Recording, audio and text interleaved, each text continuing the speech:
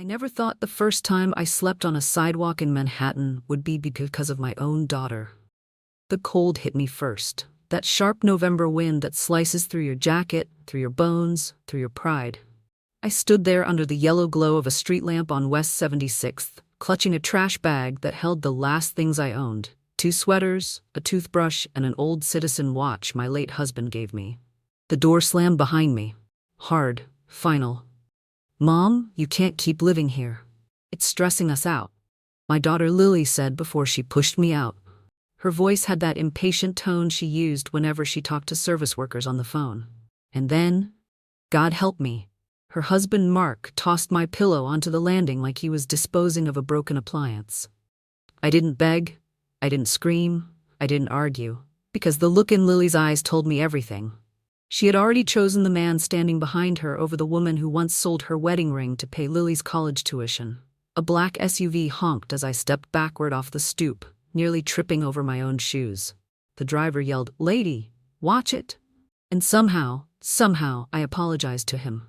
I walked. I don't even remember where my feet took me. Only that every step felt like the pavement was giving up on me too. By 10 p.m., I was sitting on a bench outside a closed Barnes & Noble, hugging myself for warmth. A few teenagers walked by, laughing, holding Starbucks cups. One of them looked at me and whispered, "Is she homeless?" I almost wanted to answer, "Only since 9:12 p.m. A ridiculous thought came to me. Should I text Lily? But the memory of her slamming that door replayed like a cruel movie. Instead, I opened the lock screen of my old iPhone. Cracked, battery dying. My wallpaper was a picture of Lily at age 6, smiling, missing her front teeth, hugging a stuffed rabbit. The contrast between that child and the woman who threw me out felt like a wound tearing open. That was when the dizziness hit. Not emotional, physical, real, heavy. I hadn't eaten since morning. I'd been skipping meals for weeks to avoid being a burden. My stomach cramped, my vision blurred, and my lips felt numb. So I walked again, this time toward the big red neon sign of a plasma donation center on Broadway. $120 for first-time donors. It wasn't dignity, it wasn't courage, it was survival. Inside, a young receptionist with purple hair looked me over. "Ma'am, are you okay? You look pale." I tried to joke, just trying the gothic grandma aesthetic, and she actually laughed. Small victory. They checked my blood pressure. Fail. Checked again. Barely pass. At 11:04 p.m., they hooked me up to the machine. As the needle slid in, I whispered to myself, "You raised a daughter who didn't even ask where you'll sleep tonight." A tear slipped down before I could stop it. I wiped it fast, embarrassed. The nurse pretended not to see. When they handed me the prepaid debit card, I stared at the small plastic rectangle. My first income, after being thrown away. I walked out into the cold night with $120 and no home. But as I turned the corner, I saw someone unexpected watching me from across the street.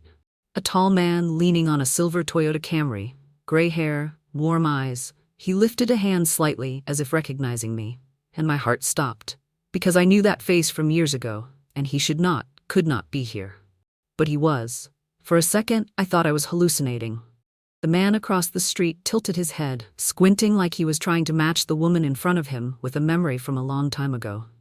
The silver Toyota behind him flashed in the streetlight each time a car passed. I clutched my trash bag tighter. "Can I help you?" I asked, trying to sound braver than I felt. He stepped closer, stopping a safe distance away, palms open, no sudden movements.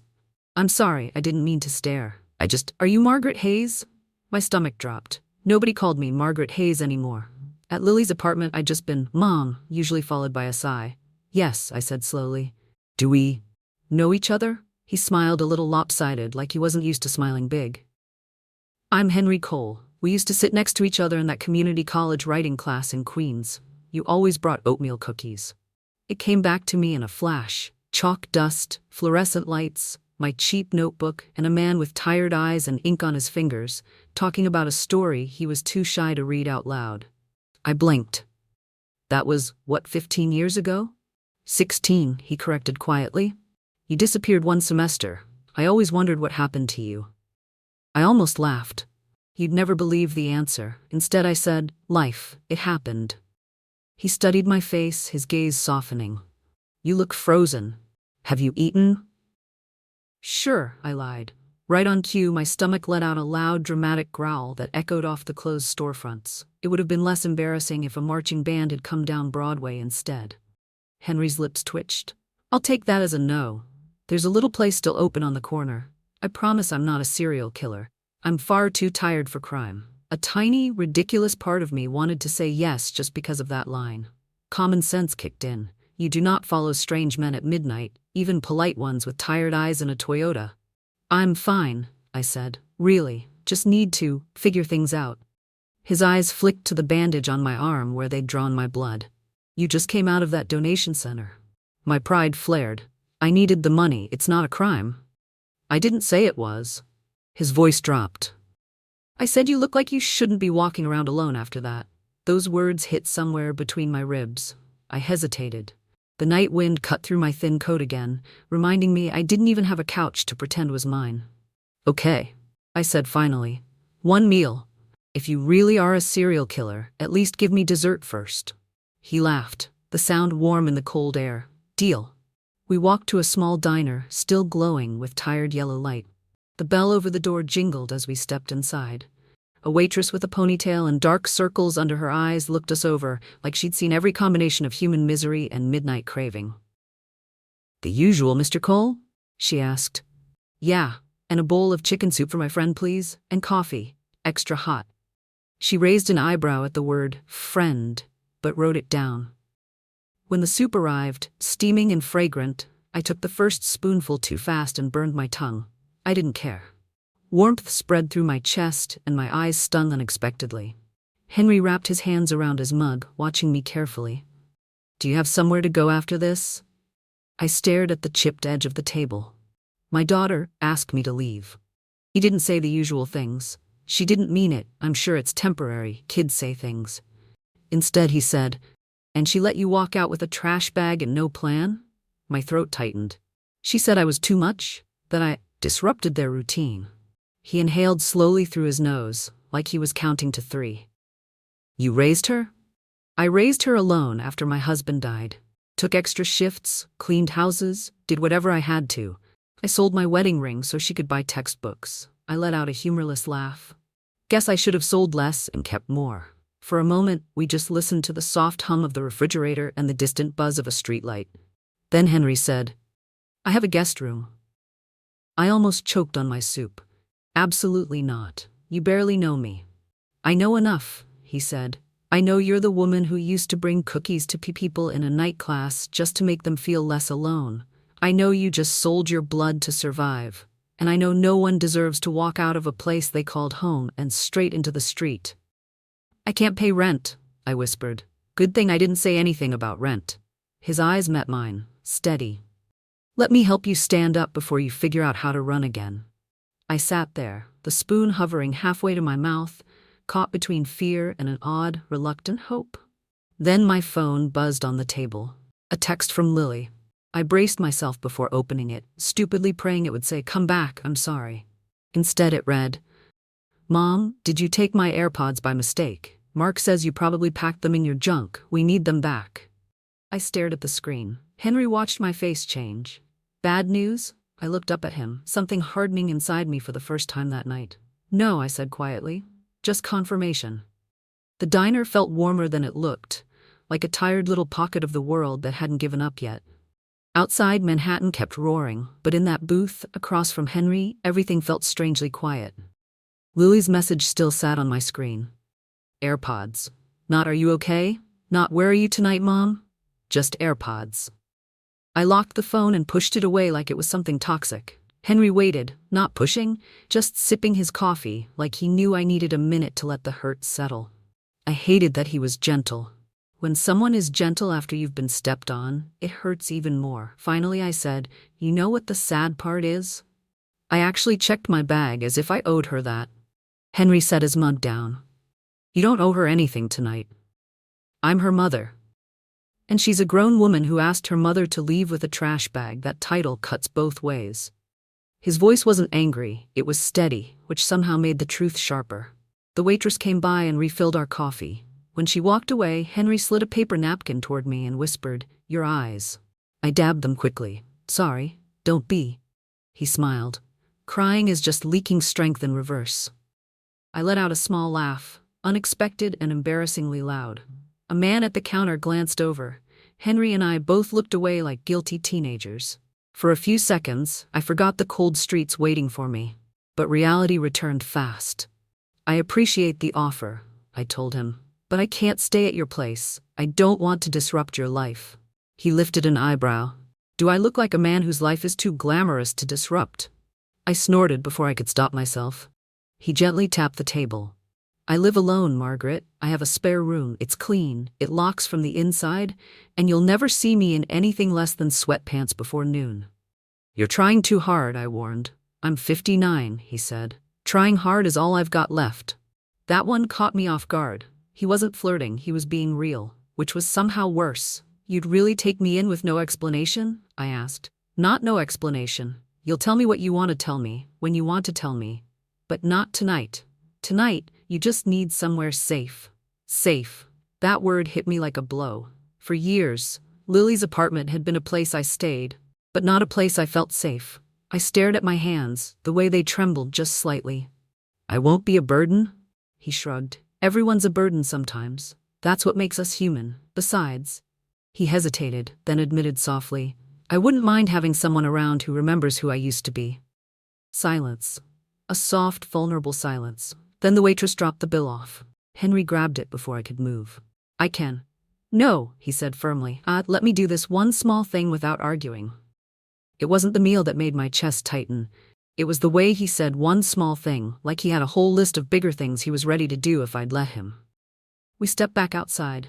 The cold hit instantly, biting at my cheeks. Henry unlocked his silver Toyota and opened the passenger door. I hovered. Just a second. Just long enough to feel the tremble in my knees. Fear, pride, exhaustion all tangled together. Margaret, he said gently, it's just a ride, not a contract. I let out a shaky breath and slid into the car. The heater blasted warm air, thawing my fingers. As he pulled onto Broadway, my phone buzzed again. Another message from Lily. I didn't look at it. I just turned the screen face down and murmured, drive. Henry didn't ask where. He simply nodded and kept his eyes on the road, Manhattan's lights sliding across the windshield like fading stars. But as we merged into traffic, a black SUV pulled out behind us, same model as Mark's, too close. Too familiar. I swallowed hard.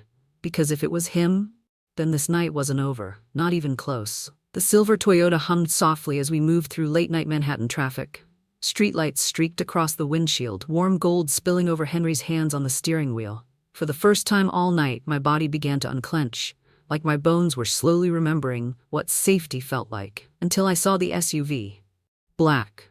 Large. Same shape, same attitude on the road. Following too steadily, too deliberately. My pulse thudded in my ears. Henry noticed the way I stiffened. You okay? I forced my voice steady.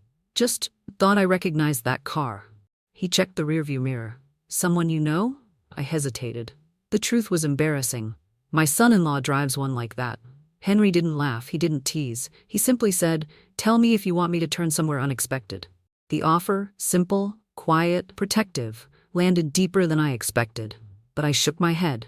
It's New York. Half the city drives black SUVs. Still, my heart raced, even though it was absurd. Why would Mark follow us? He didn't even text to ask where I was sleeping tonight. He just wanted AirPods. We drove in silence a few minutes. Slowly, the SUV turned down a side street and disappeared. I let out a breath I didn't know I was holding. Henry didn't comment, but he adjusted the heat a little warmer, stout, as if sensing I needed comfort more than explanations. We crossed into the Upper West Side. He signaled left, but at that exact moment, my phone buzzed again. I ignored it.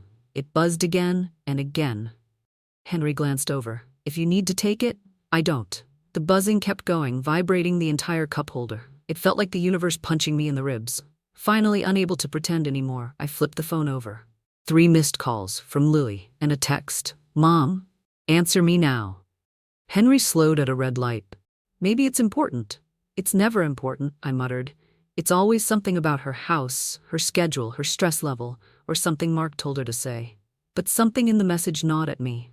I pressed call. My hands shook. Lily answered on the first ring. Mom, finally. Why didn't you? Wait, where are you? I checked the hallway camera. You didn't come back after leaving. Why haven't you answered? Her voice, sharp, frantic, was jarring. Not the cold tone she used earlier, not the dismissive huff. This was panic. Henry glanced at me, but stayed silent. I steadied my voice. What do you need, Lily? She exhaled shakily. Mom, look, I'm sorry about earlier, but something happened. I really need you to come back. Now, please. The word please hit me strange. Lily never used please unless she wanted something big. What happened? I asked carefully. A pause, a long one. Then she whispered, It's Mark. My stomach dropped. Did he hurt you? No, nothing like that. It's just... She swallowed audibly. The police are here. Henry's hands tightened on the wheel. Police? I echoed. Lily's voice cracked. They're asking questions about money, about accounts, about withdrawals. They say you were listed on something, some document, and they need to talk to you. Mom, I don't know what's going on. I'm scared. Can you just come back? I froze. Accounts? Documents? My name? I hadn't touched anything financial since my husband died. I barely understood online banking. I knew Lily and Mark handled everything in their household. The idea of my name being on anything. Mom? Lily whispered. Please.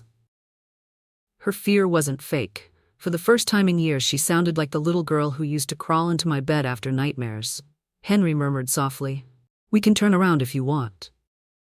But something wasn't right. Lily, I said slowly, why would my name be on any of your accounts? Another pause. Then she said something that made my blood run cold. Mark said he needed a second signature for investment approvals. He said you agreed. You remember, right? I closed my eyes. I had never signed anything for Mark. Never. And suddenly, too suddenly, the puzzle pieces clicked. The pressure to leave the apartment, the sudden impatience, the accusation of ruining their routine. The rush to get me out before anyone asked questions. Mom? Lily said again, voice trembling. But I didn't answer, because beside me, Henry had stiffened, recognizing the danger before I fully did. Margaret, he said softly, whatever this is, you need to be careful. And for the first time that night, I felt something flicker inside me. Not fear. Not sadness. Recognition. That I hadn't been pushed out because I was a burden. I'd been removed because I was a liability. And someone was about to blame me for something I didn't do. Henry didn't say a word as we rolled toward Riverside Drive. The heater hummed, warming my frozen hands, but inside my chest everything felt sharp and electric, like my heart couldn't decide whether to race or shut down completely. Lily's voice still echoed in my head. Police. Documents. My name. I had lived 58 years without so much as a parking ticket. The idea that my name had been used for something illegal felt unreal, until it didn't. Henry stopped at a quiet intersection. Snowflakes floated down slowly, thin, hesitant, like they weren't sure they wanted to commit to winter yet. He looked over gently. You don't have to go back there tonight, he said. Police or not. I swallowed. If they need answers, I can't hide. You won't be hiding. You'll be protecting yourself. His voice was steady, warm. People who lie get louder when they're cornered. I knew he was right, but Lily's fear sounded real. And I had spent too many years running toward her cries to stop now. Please take me back, I whispered. He nodded once, no guilt, no lecture. But as he drove, he added softly, I'll stay nearby. I'm not dropping you into chaos alone. His words wrapped around me like a coat I didn't deserve. When we reached Lily's apartment building, police lights flickered across the street, red and blue washing over the snow like smeared watercolor. 2 police cruisers, 1 unmarked car. Officers on the sidewalk. My heart jolted. Henry parked half a block away. Take your time. I tried to steady my breath and stepped out of the car. The cold slapped me instantly. My shoes crunched on salt scattered across the pavement. I walked toward the entrance, shoulders tight, every step heavier than the last. A young officer at the door raised a hand. Ma'am? Building residence only right now. I swallowed. I'm Lily Porter's mother. At the word mother, his face softened. Oh, yes. Come in, ma'am. In the hallway, Lily sat on a bench, knees pulled to her chest, eyes swollen, mascara smudged like watercolor tears. She looked up, and when she saw me, she shot to her feet. Mom, she sobbed. She threw her arms around me so hard I staggered. The smell of her shampoo, lavender, hit me like a memory. I held her automatically, instinctively, even though every nerve in my body screamed with confusion. A detective stepped forward. Mrs. Hayes? I straightened. Yes. He introduced himself, Detective Samuel Grant, Financial Crimes Division. His tone wasn't unkind, but it also wasn't gentle. We need to ask a few questions regarding several accounts under the name Margaret Hayes. My accounts? I said. I barely have one. That's the issue, he replied. My knees wobbled, and I reached for the wall. Mom didn't do anything, Lily blurted. She doesn't even know how to use online banking. Detective Grant raised an eyebrow. Your husband said she signed the authorization forms. I never signed anything, I said firmly. He studied me, really studied me, and something in his eyes shifted. Do you mind stepping inside to look at a few documents? We need confirmation. I followed him into Lily's living room, and there, on the coffee table, under a harsh white lamp, were several printed forms. Forms with my name. Forms with my address. Forms with my signature. My signature. The room tilted slightly, because I recognized that handwriting, but it wasn't mine, it was Lily's. My daughter had forged my name. My throat closed. The betrayal landed harder than the cold sidewalk ever could. Detective Grant watched my face. Is this your signature, ma'am? I swallowed. My voice cracked. No, it isn't. Lily burst into sobs. Mom, I'm sorry. Mark said it didn't matter. He said you'd never know. He said it was just... Where is Mark? I whispered. The detective answered for her. He left before we arrived. Left. Of course he left. He'd used my name, used my daughter, used everything. Then fled. I pressed a hand to my chest. What happens now? Grant opened his notebook. For tonight, we need an official statement from you. Your daughter may also need to provide hers. Lily clung to my sleeve like she was drowning. Mom, please don't let them arrest me. Her fear sliced through me, and in that moment, standing under the bright lamp, my forged name staring back at me, I felt something crack inside. Not weakness, not surrender, something more dangerous. Clarity. I finally understood that my daughter hadn't just thrown me out, she had thrown me under. And this time, I wasn't going down with her. The living room felt too bright, too exposed. Every shadow seemed pulled back by the police lights blinking through the window. Lily sat hunched on the couch, clutching a tissue, eyes red. Detective Grant turned a page in his notebook. Mrs. Hayes, he said gently, we need you to walk us through the last time you had access to any of these accounts. That's easy, I said. Never. He nodded, as if expecting the answer. I took a slow breath. Detective, I didn't know there were accounts with my name on them. Grant held up one of the forms. Your daughter admitted she signed these using your information. She says her husband insisted. Lily dissolved again. Mom, I'm sorry. I'm so sorry. I didn't think. Mark told me it wasn't a big deal. He said it was just a formality. I raised a hand, not to comfort her, just to make her stop. Detective, I asked, what exactly were these accounts used for? He closed his notebook. Investments, withdrawals, and transfers, all under your name. We're still determining the total amount, but it exceeds 6 figures. 6 figures. The room pitched, my knees buckling slightly. A female officer moved toward me like she thought I might faint. 6 figures in my name. I forced myself to breathe. Detective, why come tonight? Why not call during the day? He exchanged a glance with another officer before answering. We received a report suggesting someone involved might attempt to flee. I blinked. Mark? Yes. And Lily? He paused. We needed to secure statements before anything could be destroyed or coerced. Lily trembled so hard the tissue fell from her hand. Mom, I didn't, he said. He said if anything ever happened, you'd be the safest person to put it under, because you're harmless. That's the word he used. Harmless.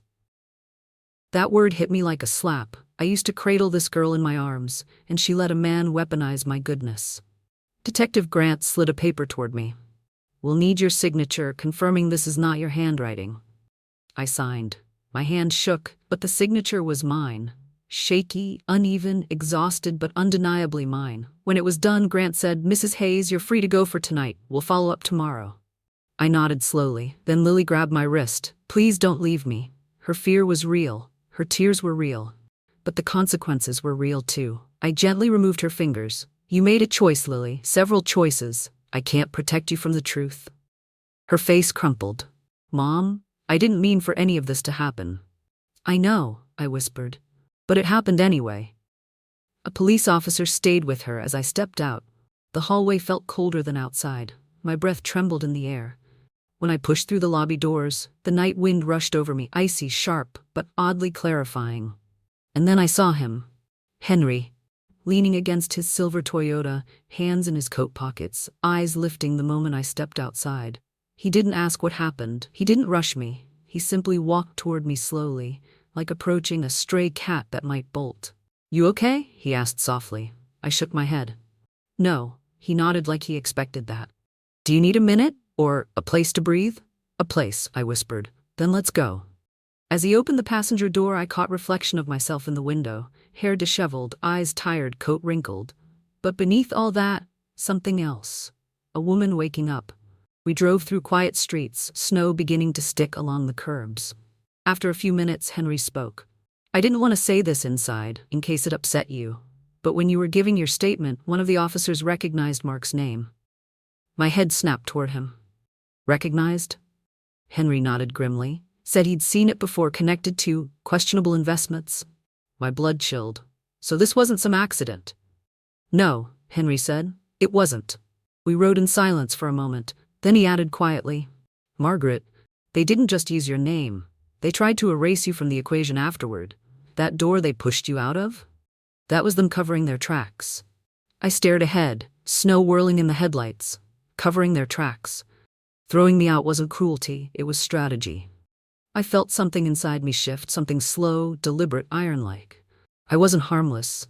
And I wasn't done. Henry glanced over, reading the change in my face. "What are you thinking?" he asked. I answered honestly. "I'm thinking, it's time I stop letting people use my life like a doormat." He gave a small, proud smile. "Good, because tomorrow, you're not facing this alone." The car turned onto a quiet street lined with lampposts, glowing warm against the falling snow. And for the first time in years, I didn't feel abandoned. I felt chosen. Henry's apartment was modest, warm light, soft carpets, a bookshelf filled with old paperbacks, and a faint smell of fresh coffee. Nothing fancy, nothing luxurious, but it felt safe. He showed me the guest room, clean sheets, a small lamp, a folded blanket. I stood in the doorway for a moment, uncertain. I hadn't had a room of my own since my husband died. I didn't even remember the last time a space was prepared for me. "Bathroom is down the hall," Henry said softly. "And if anything feels uncomfortable, you tell me. Immediately." I nodded. "Thank you."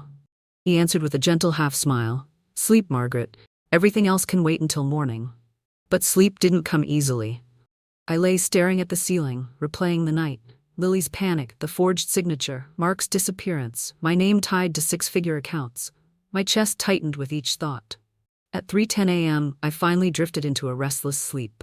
When I woke, sunlight spilled across the room like spilled honey. For a brief, disorienting second, I forgot where I was. Then it hit me.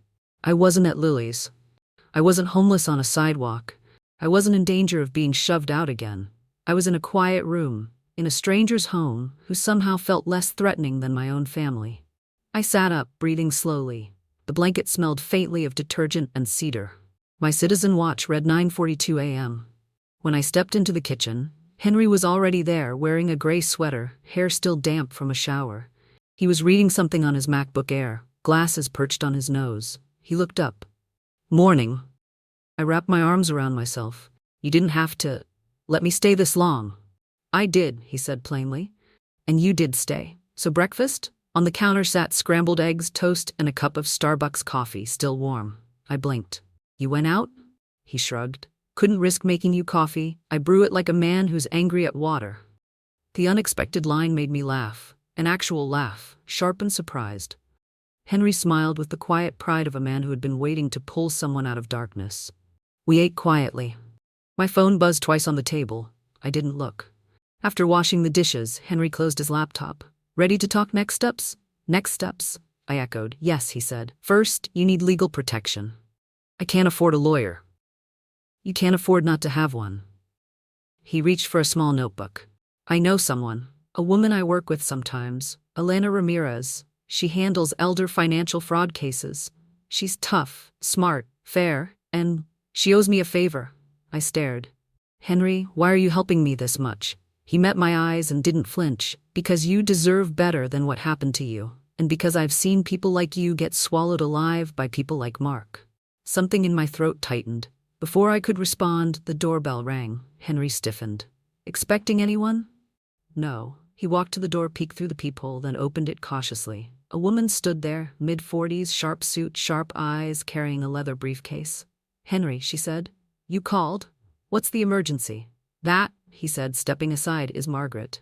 She extended her hand. Her grip was firm. "I've heard you've had quite a night." "That's one way to put it." Henry gestured toward the living room. "Elena's agreed to hear you out."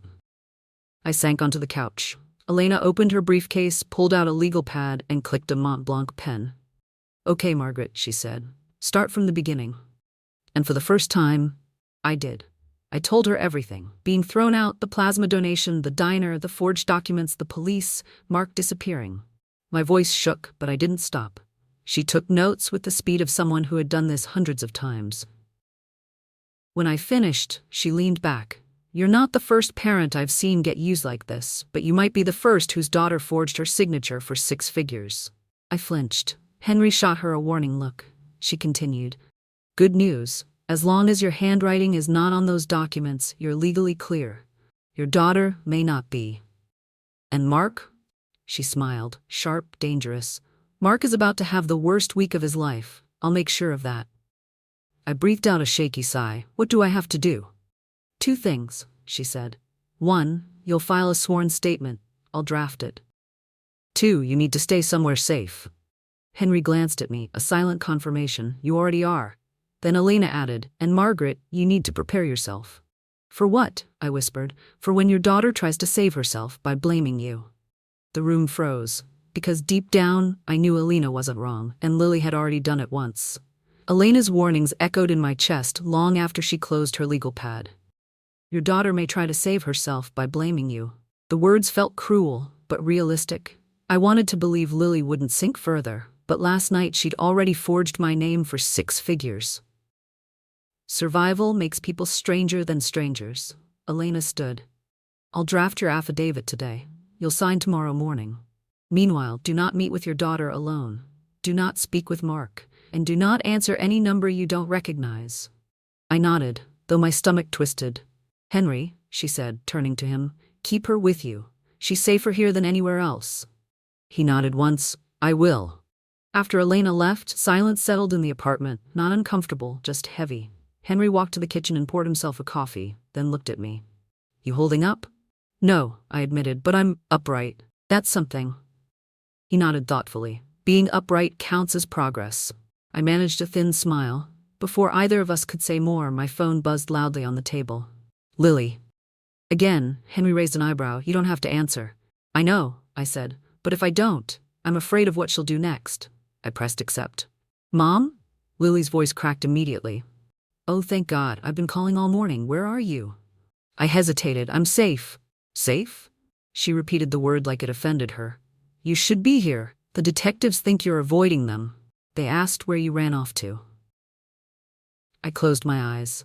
Avoiding them? I'd stood in her living room giving a full statement while she cried into a tissue. "Lily," I said carefully, "I didn't run. I left because they were done with me." She let out a shaky breath. "Mom, the officers came back this morning." Henry looked up sharply. "What did they want?" I asked. "To ask more questions? About the accounts, about how often you visited, about what conversations you had with Mark?" Her voice trembled. "They think you knew about the investments." My chest tightened. "That's not true." "I know," she cried. "But then Mark's mother called and started saying crazy things like maybe you talked Mark into something. And..." "Lily," I cut in, "did you correct her?" Another silence. Too long. "I didn't know what to say," she whispered. That was worse than any accusation. Before I could respond, a male voice shouted in the background, not angry, panicked. "Lily, did you tell them? Where?" Then the line went dead. I jerked the phone back. "Lily?" "Nothing." I called again, straight to voicemail. Henry watched my face. "What happened?" "Mark's there," I whispered. "He came back." Henry's jaw tightened, not anger but calculation, like a man silently rearranging puzzle pieces. "Margaret," he said softly, "you're not going anywhere near that apartment." I wasn't planning to. He nodded, but didn't relax. Before I could ask what he was thinking, he walked to a drawer in his small hallway desk and pulled out something I didn't expect. A badge. A real one. He set it on the table. "Henry," my voice faltered. "You're?" "Retired," he said quickly. NYPD Financial Crimes Unit. I didn't want to tell you, not until I knew whether stepping in would help or make things worse. I stared at him, the room suddenly sharper, clearer. This whole time, you knew what to look for. I recognized the signs, he said. And when I heard Mark's name, I knew I'd heard it somewhere before. He exhaled. He's been on a watch list for nearly 2 years. Nothing big enough to arrest him on, but enough that when your case came up last night, everything clicked. My heartbeat hammered. Why didn't you tell me sooner? I didn't want you to think I brought you here for any reason other than wanting to help. He paused. Or that this was some undercover trick. A laugh escaped me. Broken, disbelieving, but real. Henry, you bought me eggs and burned coffee. That's not exactly FBI-level espionage. He smiled softly. I wasn't sure you were ready to hear it. Then his expression hardened. Not at me, but at the situation tightening around us like a noose. Margaret, he said quietly, Mark going back to the apartment is bad. Really bad. The police probably left because they didn't know he'd return. I swallowed. Do we call Elena? We will, he said, but first I need to find out whether Mark has a reason to disappear again. Disappear? Henry took a slow breath. People like him don't come back for family. They come back for evidence. A chill crawled up my spine. And if Lily's still in that apartment, I whispered. Henry nodded grimly. She might be the only thing between him and getting caught. I pressed a hand to my mouth, because suddenly, painfully, terrifyingly, I wasn't the only one in danger. My daughter was, too. Henry paced once across the living room, rubbing the bridge of his nose the way people do when old instincts resurface, instincts they hoped they'd never need again. Margaret, he said, I need you to listen carefully. If Mark is back in that apartment, and the police don't know it, Lily could be in real danger. My heart clenched. But the police were just there. And they left, Henry said. They didn't have a warrant to stay. They questioned, took notes, and moved on. Mark knows the cycle. He's been through this before. The words tasted like metal on my tongue. Before? Henry nodded grimly. He was investigated in 2019 for unauthorized withdrawals from a real estate investment group. Nothing stuck. No one pressed charges. But he learned something valuable. How to stay one step ahead. I sank onto the couch. So what does he want now? Henry grabbed his coat. Evidence. Any documents tying him to you, to the accounts, to the forged signatures. If Lily kept anything in that apartment, emails, messages, even a screenshot, Mark will want it gone. And Lily? I whispered. She's leverage. My stomach twisted hard. Henry crouched in front of me, voice steady. We're not going to let anything happen to her. But we have to be smart. He handed me his spare phone. Call Elena. Put her on speaker. I did. Elena picked up on the second ring, already sounding like someone halfway through caffeine number 3. Tell me everything, she demanded. Henry filled her in. The call from Lily, Mark's sudden reappearance, the line going dead, the suspicion of evidence inside the apartment. Elena muttered. Damn it, I knew he'd slither back. What do we do? I asked. You do nothing, she said sharply. You stay with Henry. I'm calling the precinct. If Mark is on site and violating an active inquiry, they'll send officers immediately. Henry nodded. Good. But Elena, tell them to go in quietly if he thinks they're coming. I know, she said. He runs. The call ended. Silence hung thick in the room. Henry grabbed his keys again. You're leaving? I asked, fear tightening my chest. No, he shook his head. I'm going to park near the building. I'm retired, not useless. I know how these guys move. If he bolts, someone needs to see which way he goes. Henry, what if he sees you? He won't. His voice softened. And you won't be alone. You're staying here. Lock the door behind me. I stepped forward unexpectedly and grabbed his sleeve. Be careful. He gave a small warm smile. I have something to come back to now. That helps. He left quietly. I locked the door. The apartment felt too big without him. I paced, sat, stood again, tried to read the titles on his bookshelf, but the words blurred. My phone buzzed once, unknown number. I froze. It buzzed again. A message appeared. Mom, please answer. Lily. Before I could call back, my phone rang. I answered instantly. Mom, are you there? Her voice shook so violently I could barely hear the words. Yes, Lily, I'm here. Are you safe? No, he's tearing apart the apartment. He thinks I hid something. He keeps saying he needs every last trace gone. Mom, I don't know what to. A sound behind her, a crash, something breaking. Then Mark's voice, furious. Where is it, Lily? You think I'm stupid? You think I don't know you saved something? Lily's breath hitched. Mom, I'm scared. And then the line went dead again. My knees nearly gave out. I grabbed Henry's spare phone and dialed him immediately. He answered on the first ring. I heard the crash from outside their window. Officers are 2 minutes out. Stay where you are. Henry, he's hurting her. We don't know that yet, he said, but his voice was tense, tight. Margaret, listen to me. If you go there now, you'll make it worse. You have to stay put. But something inside me, something long buried, rose with force. A mother's instinct, a woman finally awake, a person done being disposable. No, I whispered. Margaret, I'm not letting him use her the way he used me. Margaret, stop. But I was already moving, grabbing my coat, grabbing my cracked iPhone, grabbing every last piece of strength I'd once given away. I unlocked the door and stepped into the hallway. Henry shouted my name through the phone, but the determination pulsing in my chest drowned everything out. This time I wasn't going to be pushed out. This time I was going back in. Not as a victim, but as a mother who finally understood her worth. I whispered into the phone before I hung up. Tell the officers to hurry. Then I headed straight toward the danger I'd spent years running from. The wind cut across my face as I hurried down the street, every step pounding with one thought: I will not lose my daughter tonight. Not to fear. Not to a man who used us both. Not to a lifetime of being silent. Henry's voice kept shouting my name through the phone until I finally answered breathlessly, I'm already on my way. Margaret, listen to me. Officers are almost there. Do not go inside that apartment alone. I won't, I said, but I'm getting close enough to make sure she's alive. A beat of silence. Then quietly, I'm coming to meet you. I reached the corner of Lily's street just as 2 patrol cars turned in, sirens off but lights flashing faintly. Henry's silver Toyota was parked farther down the block, and I saw him climbing out quickly, his posture sharp like the old NYPD instincts had fully snapped awake. Margaret, he called. But before he could reach me, a scream ripped through the night. Lily's voice, raw, terrified. Stop, Mark. Please stop. The sound sliced straight through me. I ran. Henry swore and sprinted after me, but I was fueled by something beyond adrenaline. Something ancient. Something fierce. Motherhood. I stormed into the building foyer just as officers rushed past me up the stairs. Henry grabbed my arm at the last second. Let them go first. But I yanked free. I'm not letting her face him alone. We reached the 3rd floor, just as an officer kicked Lily's apartment door open. The scene froze in my memory instantly. Lily stood backed against the kitchen counter, face blotched with tears. In front of her, Mark rifled through drawers, yanking them out and dumping them onto the floor.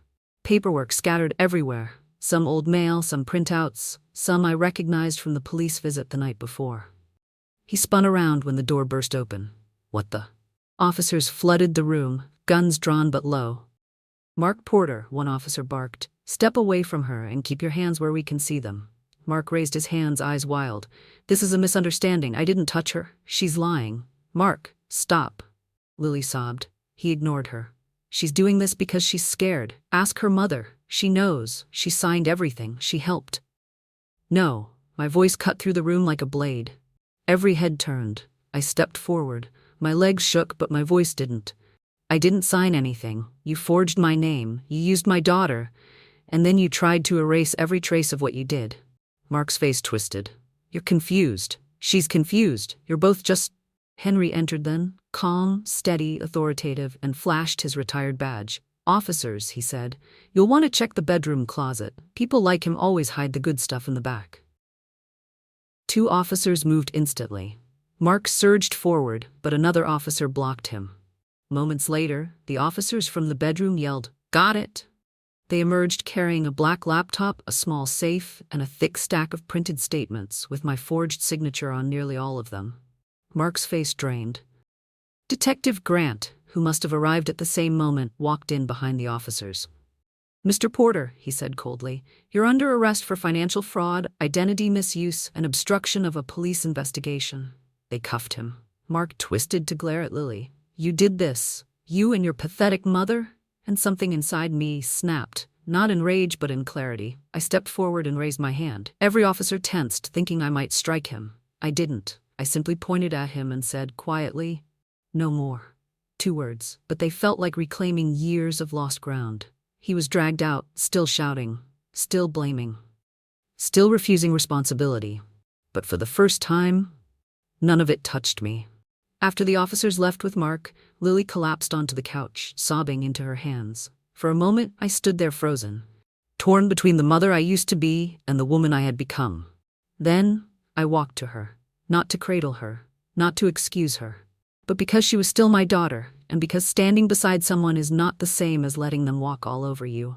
She choked out, "Mom, I didn't know he'd get this bad. I'm so sorry, I'm so sorry." My voice was soft. Sorry doesn't erase what happened, but it's a start. Henry approached quietly. "Margaret, ready?" I nodded. I turned to Lily. "I'll support the investigation, but I can't come back here. Not now, maybe not ever." Her tears grew heavier, but she didn't argue. Henry placed a hand lightly on my back, guiding me out of the apartment. When we stepped into the hallway, I took a long breath.